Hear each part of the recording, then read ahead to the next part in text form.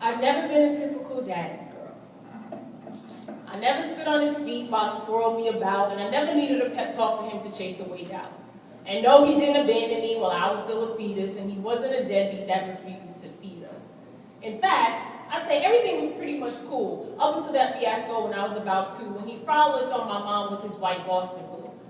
But things didn't work out for them, apparently, and so he hopped on 95 South to rejoin his family, made his way back into our house, a house that could never be a home, because Papa was so much more than a rolling stone. My chief protector was really a predator, circling like a hawk with its prey. I'd get distressed every time I heard Mama say your prayers, baby. Now I lay me down to sleep. I pray my soul from him, Lord, keep. And the him was my dad. And even though I didn't understand everything, I knew that this was bad. And I was merely the recipient of the inappropriate desires that he had, especially late in the midnight hours when eye-catching moonlight fell on the face of blossoming flowers. He abused his power, fondling my body as if I were a piece of meat, mishandling my temple and destroying my esteem. From the time that I was 7 up until just before 13, the man whose chromosomes made up my genetic ID was the same one who molested me.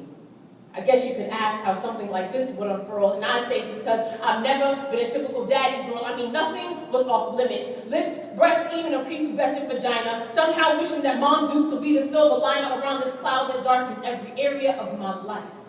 For so long, I couldn't understand how a heavenly father could love me if my own dad raised me with dread and insecurity.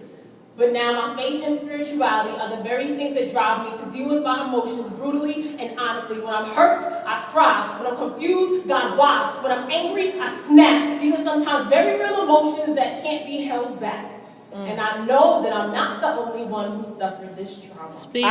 So the next time you meet a woman who's quote-unquote full of drama, take time to get to know the intimate details of her world. Because you might find out that maybe, just maybe, she's never been a typical daddy's girl.